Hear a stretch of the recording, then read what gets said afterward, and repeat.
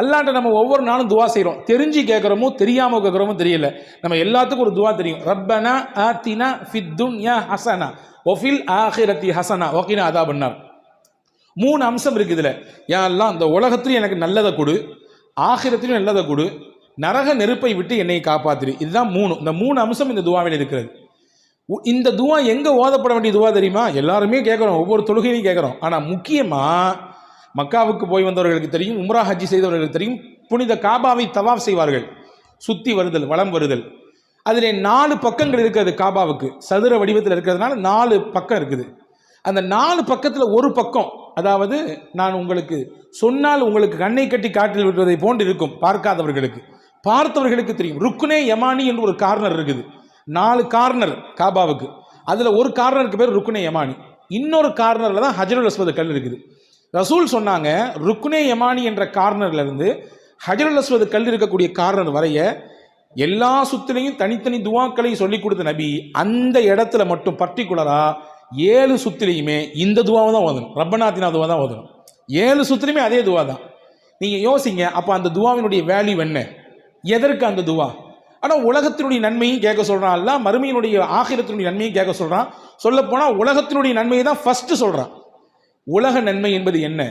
அறிஞர்கள், முஃபஸ்ஸிரீன்கள், குர்ஆனினுடைய விரிவுரையாளர்கள் 9 விஷயத்தை எழுதுறாங்க. உலகத்தில் ஒரு மனிதனுக்கு அல்லாஹ் நன்மையை தந்தானா என்ன? அது 9 செய்தி சொல்கிறாங்க. அந்த 9ல் 1 முக்கியமானது நல்ல மனைவின்றாங்க. நல்ல மனைவி ஒருத்தருக்கு. Karim's biryani paradise at liberty and catering services, கோடம்பாக்கத்தின் அறுசுவை அடையாளம். உலகத்தில் கிடைச்சதுன்னா உலகத்திலேயே அல்லாஹ் அவருக்கு நல்லதை கொடுத்துட்டான்னு அர்த்தம். எனவே தான் தமிழில் எப்படி சொன்னான், மனைவி அமைவதெல்லாம் இறைவன் கொடுத்த வரம் அப்படின்னா, இல்லையா? எனவே அன்பான சகோதரர்களே, நல்ல மனைவியை எதிர்பார்ப்பது தவறல்ல. அதே போன்று நல்ல மனைவிக்கான அடையாளம் என்ன என்பதையும் மார்க்கம் அழகாக சொல்லி தந்தது. பெருமானார் ஸல்லல்லாஹு அலைஹி வஸல்லம் சொன்னார்கள், நசாயி ஷரீஃபிலே ஒரு ஹதீஸ் வந்திருக்கிறது, மஸ்தஃபாதல் முஃமினு பஅத தக்வல்லாஹி கைரன் லஹு மின் ஜௌஜத்தின் சாலிஹா. ஒரு மனிதருக்கு இறையச்சத்தை அல்லாஹ் கொடுக்கிறான். உண்மையே கிஃப்ட். அது அல்லாஹ் அவருக்கு தரக்கூடிய பெரிய பரிசு. ஒரு மனிதனுடைய உள்ளத்திலே அல்லாஹ்வின் அச்சம் இருக்கிறது, பயம் இருக்கிறது, அந்த சிந்தனையோடு அவர் வாழுகிறார். அந்த அடிப்படையில் அவர் தொழில் செய்கிறார், அந்த அடிப்படையிலே நடக்கிறார், அந்த அடிப்படையிலே உடுத்துகிறார், அந்த அடிப்படையிலே குடும்பம் நடத்துகிறான்னா பெரிய பாக்கியம் அவருக்கு, அல்லாஹ்வுடைய அச்சத்தோடு வாழ்றது. இதுக்கு பின்னாடி ஒரு மனிதனுக்கு அல்லாஹ் கொடுத்த பெரிய கிஃப்ட் என்னன்னா, நல்ல பொஞ்சாதி அல்லாஹ் கொடுக்கிறது. நல்ல பொஞ்சாதியை கொடுக்கிறது. நல்ல பெஞ்சாதி என்றால் யாரு? ரசூலுல்லாஹ் அடையாளம் காட்டினாங்க. சொன்னாங்க பாருங்க, இன் அமரஹ அதாஅத்துஹு, இவர் சொன்னால் அந்த பெண் கேட்கும். ஃபர்ஸ்ட் பாயிண்ட், இவர் சொன்னால் அந்த பெண் கேட்பார்கள். வ இன் நபர இலைஹா சர்ரத்துஹு, இவர் அந்த பெண்ணை பார்த்தால் அந்த பெண் இவரை சந்தோஷப்படுத்துவாள். அடுத்து சொன்னாங்க, வ இன் அக்ஸம அலைஹா அபர்ரத்துஹு, ஒரு விஷயத்தை இப்படிதாமா செய்யணும் என்று சொன்னால் அதை அந்த பெண் அப்படியே உண்மைப்படுத்துவாள். மாற்று கருத்தோடு முகத்தை திருப்பி கொண்டு போக மாட்டாள். 3.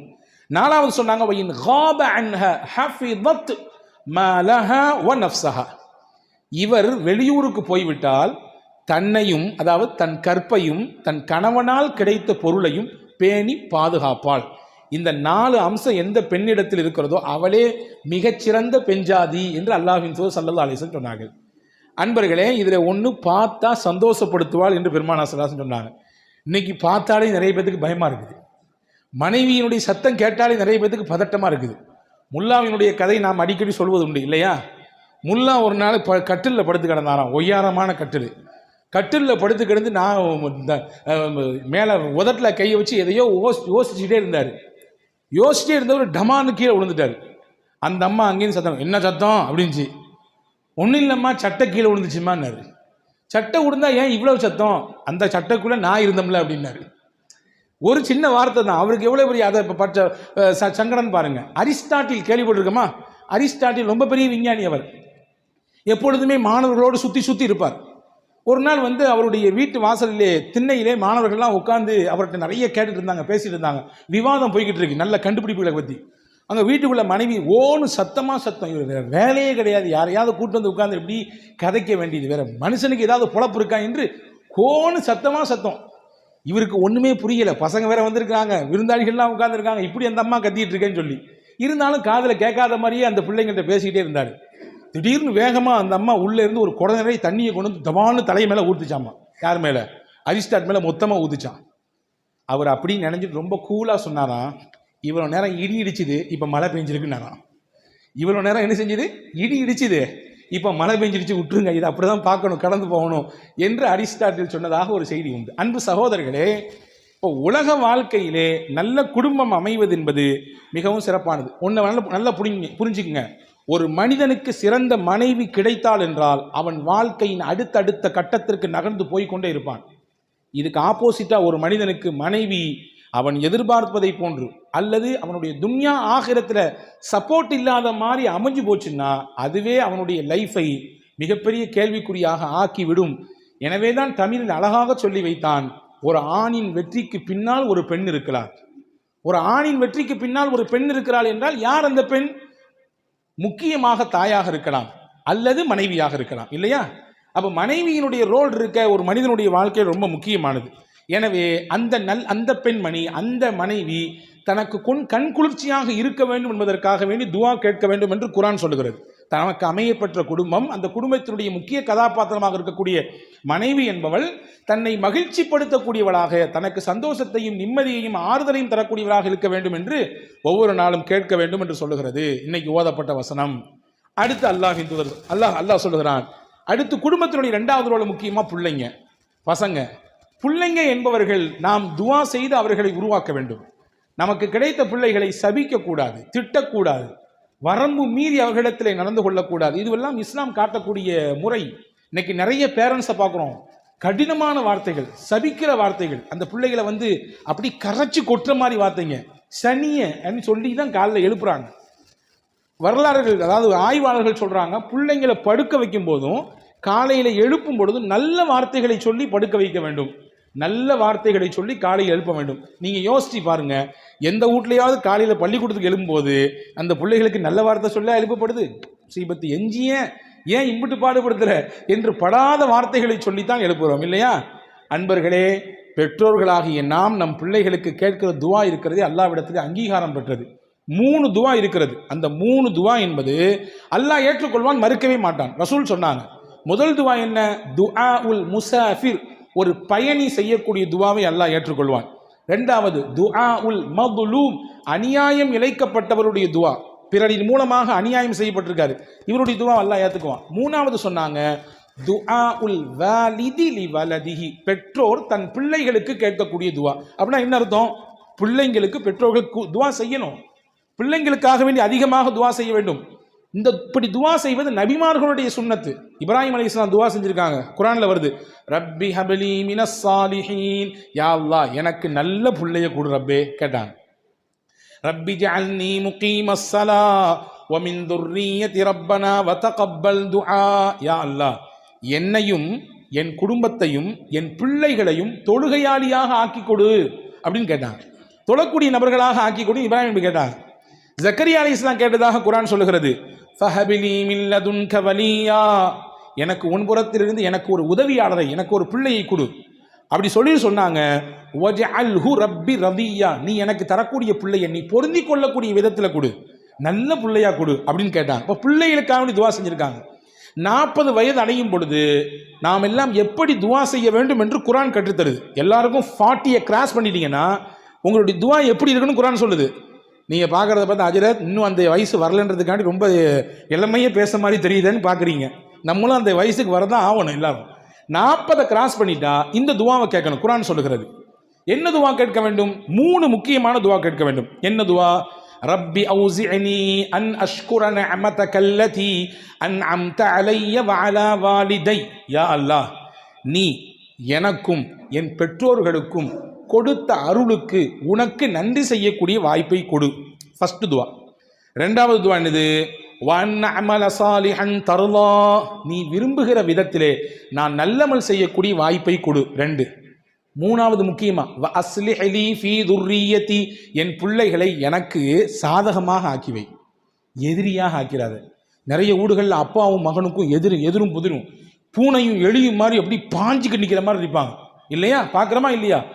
வருடக்கணக்கில் பேசாமல், வருடக்கணக்கில் சந்திக்காமல், முசாஃபஹா செய்யாமல், அவர்கள் நேர்முகத்தை கூட முகத்துக்கு முகம் பார்க்காமல் இருக்கக்கூடிய வீடுகள் நிறைய இருக்கிறது. இஸ்லாமிய வீடுகளை சொல்லுகிறேன்.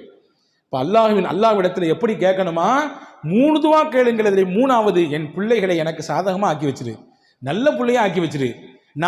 நான் நொந்து போகக்கூடிய விதத்தில், நான் வருத்தப்படக்கூடிய விதத்தில், நான் அப்படியே தலகுனியக்கூடிய விதத்தில் என் பிள்ளைகளை நீ ஆக்கிறார் ரப்பே என்று 40 வயதை கடந்தவர்கள் எல்லாம் அல்லாஹ்விடத்தில் கேட்க வேண்டும் என்று அல்லாஹ் ஜல்ல ஷானஹு வ தஆலா சொல்லி தருகிறான். நம்ம எல்லாத்துக்கும் தெரியும். நேற்று கூட ஒரு நண்பரிடத்தில் பேசி கொண்டிருக்கும்போது அவர் சொன்னார், மக்கா இமாம் அப்படின்னாலே சுதேசி இமாம் தான். எல்லாத்துக்கும் தெரியும். 1980களிலே தெரியும் எல்லாத்துக்கும், இல்லையா? கிட்டத்தட்ட 25 ஆண்டுகள் 30 ஆண்டுகளுக்கு மேலாக தொடர்ச்சியாக மக்கமா நகரிலே புனித ஹரம் ஷரீஃபிலே இமாமாக பணியாற்றி கொண்டிருக்கிறார்.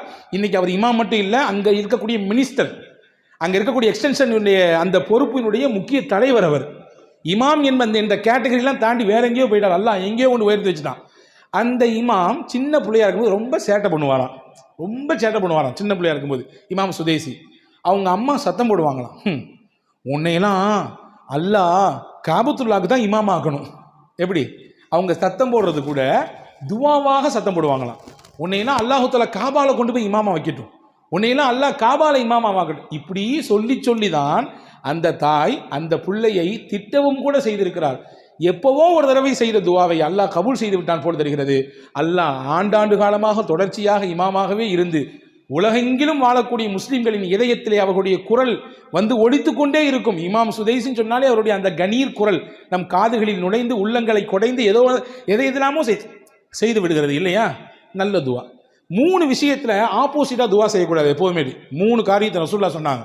3 விஷயத்துல நீங்க ஆப்போசிட்டா எதிராக நீங்க செஞ்சிட்டீங்கன்னா நடந்து போயிடும். நான் லா ததுஉ அலா அன்ஃபுசிக்கும், உங்களுக்கு எதிராகவே கேட்கக்கூடாது. எத்தனை நாள் தான் இப்படி படுக்கையில் படுத்திருக்கு, இந்த நோயில் எம்பிட்டு பாடுபடுறேன், இறைவா என்னை எடுத்துக்க, ஏன் நான் இருந்து என்னத்தை கண்டேன், ஏன் இன்னும் நான் இப்படி கிடக்கிறேன் என்றெல்லாம் உங்களுக்கு நீங்களே நொந்து கொள்ளக்கூடாது, எதிராக துவா செய்யக்கூடாது. 1, வலா ததுஉ அலா அம்வாலிக்கும், உங்களுடைய பொருளாதாரத்துக்கு எதிராக நீங்கள் செய்யக்கூடாது. அடுத்தடுத்து அடி, அடுத்தடுத்து லாஸு, அடுத்தடுத்து நஷ்டப்பட்டுக்கிட்டே இருக்கிறோம், ஏமாந்துக்கிட்டே இருக்கிறோம். இந்த முசீபத்தை கட்டி அழுந்து என்ன செய்ய? என்ன தொழிலை வச்சாலும் நமக்கு முன்னேற்றமே இல்லையே, முசீபத்தை இத்தோட கையில் வந்து அத்து விட்ட வேண்டியதான் என்பது போன்று உண்டான எதிர்மறையான வார்த்தைகளை பொருளாதார விஷயத்தில் பேசக்கூடாது. 2வது. 3வது சொன்னாங்க ரசூலுல்லாஹ், வலா ததுஉ அலா அவுலாதிக்கும், உங்கள் பிள்ளைகளுக்கு எதிராகவும் பேசிவிடாதீங்க. சனியனே, ஏன்டா நீலாம் திருந்துற மாதிரியே தெரியலையடா, நீ திருந்துற மாதிரி தெரியலையே, உன் எதிர்காலத்தில் மொத்தமாக சூனியமாயிரும் போல தெரியுது. இந்த மாதிரியான வார்த்தைகள் சர்வசாதாரண புழக்கத்தில் இருக்கிறது. நீங்கள் அப்படி செய்வது கோபத்தில் செய்யலாம், அந்த வார்த்தையை வெளிப்படுத்தலாம், அல்லது ஏதோ ஒரு நெருக்கடியிலே இப்படி சொல்லலாம். ஆனால் அது உங்கள் பிள்ளைகளின் வாழ்க்கையிலே பழித்து போய்விடலாம், உங்கள் பிள்ளைகளின் எதிர்காலத்தை அது சீண்டி பார்த்து விடலாம். எனவே நீங்கள் மறந்தும் கூட இந்த 3 விஷயத்தில் எதிராக நீங்கள் துவா செய்து விடாதீர்கள் என்றார்கள் பெருமானா ஸல்லல்லாஹு அலைஹி வஸல்லம். எனவே அன்பான சகோதரர்களே, நல்ல துவாக்களை செய்ய வேண்டும். குறிப்பாக மனைவிக்கு எப்படி கேட்கணுமோ அதே மாதிரி பிள்ளைகளுக்கும் நல்ல துவா கேட்க வேண்டும். யா அல்லாஹ், எனக்கு கண் குளிர்ச்சியை தரக்கூடிய, சந்தோஷத்தை தரக்கூடிய பிள்ளைகளை கொடு, மனைவியை கொடு, குடும்பத்தை அமைத்து கொடு என்று கேட்க வேண்டும். பிள்ளைகளுக்கு ரொம்ப துவா செய்யணுங்க. குறிப்பாக நம் வீடுகளில் சின்ன குழந்தைகள் இருக்கும். சின்ன குழந்தைகள் இருக்கக்கூடிய வீடுகளிலே கண்டிப்பாக வீட்டில் இருக்கக்கூடிய பெரியவர்கள், நான் ஒரு துவா சொல்லித் தருகிறேன், கண்டிப்பாக வீட்டிலே, உங்கள் வீட்டிலே இருந்தால் அல்லது உங்கள் உறவுகளின் வீட்டில் இருந்தால் கண்டிப்பாக சொல்லிக் கொடுங்க. ரசூல் ஸல்லல்லாஹு அலைஹி வஸல்லம் சொல்லிக் கொடுத்தாங்க. ஹஜ்ரத் ஹசன், ஹஜ்ரத் ஹுசைன் ரலியல்லாஹு அன்ஹு, சின்ன பிள்ளைங்க 2 பேரும். பொதுவாகவே கண் பாடுங்கிறது யாருக்கு அதிகமாக அட்டாக் ஆகும் சொல்லுங்க பாப்போம்? சின்ன பிள்ளைங்களுக்கு. அந்த சின்ன பிள்ளைங்கள்ட்ட இருக்கக்கூடிய இயற்கையான அழகு, அந்த இயற்கையான துருதுரு என்ற அந்த துடிப்பு, அந்த இயற்கையாக அப்படியே அவர்கள் பேசக்கூடிய மழலை பேச்சு, இதுவெல்லாம் நிறைய பேருடைய நல்ல கண்ணும் உண்டு, நொல்ல கண்ணும் உண்டு, இல்லையா? அந்த நொல்ல கண்ணின் மூலமாக சில பாதிப்புகளை ஏற்பட்டுவிடும். எனவே ரசூலுல்லாஹி ஸல்லல்லாஹு அலைஹி வஸல்லம் பிள்ளைகளுக்கு கற்றுக் கொடுக்க ஒரு துவா சொல்லி கொடுத்தாங்க. ரசூலுல்லாஹ் ஹசன் ரலியல்லாஹு அன்ஹு, ஹுசைன் ரலியல்லாஹு அன்ஹு கூட்டு மடியில் உட்கார வச்சுட்டு இப்படி துவா சொல்லுவாங்களாம், இன்ன அபாக்குமா கான யுஅவ்விது பிஹிமா இஸ்மாஈல வ இஸ்ஹாக, உங்கள் தகப்பனார், உங்கள் பாட்டானார் இப்ராஹிம் அலைஹிஸ்ஸலாம் தாம் பிள்ளைகளுக்கு இஸ்மாயிலுக்கும் இஸ்ஹாக்குக்கும் இந்த துவாவை தான் சொல்லுவார்கள் அப்படின்னு சொல்லிட்டு, அதை பாருங்க, உங்க வாப்பா பாவா இப்ராஹிம் நபியிடத்து கற்றுக் கொடுத்த துவா உங்களுக்கு நான் இப்போ செய்ய போறேன், அவங்க செஞ்சு நான் செய்ய போறேன், இதை அப்படியே விட்டுறக்கூடாது, காலத்துக்கும் பின்னாடி வரணும். காரணம் இது பாவா கற்றுக் கொடுத்தது, இப்ராஹிம் அலைஹிஸ்ஸலாம் கற்றுக் கொடுத்ததுன்றதை உணர்த்திட்டு அந்த துவாவை சொல்லி கொடுக்காங்க. என்ன சொல்லி கொடுத்தாங்க? அல்லாஹும்ம இன்னி அஊது பி கலிமாத்தில்லாஹி தாம்மா மின் குல்லி ஷைத்தானின் வஹாம்மா வ மின் குல்லி ஐனில் லாம்மா. 3 வார்த்தை தான். தேவைன்னா என்கிட்ட கேட்டு எழுதி வாங்கிக்கோங்க இன்ஷா அல்லாஹ். 3 வார்த்தையை கொண்டு ஓதி அந்த பிள்ளைகளிடத்திலே தஅவீது செய்து விட்டு தான், அதாவது பாதுகாப்புக்காக வேண்டி அந்த பிள்ளைகளுக்கு வளையம் போட்டு விட்டு தான் பெருமானார் ஸல்லல்லாஹு அலைஹி வஸல்லம் வெளியே அனுப்புவார்கள். இதனுடைய பொருள் என்ன?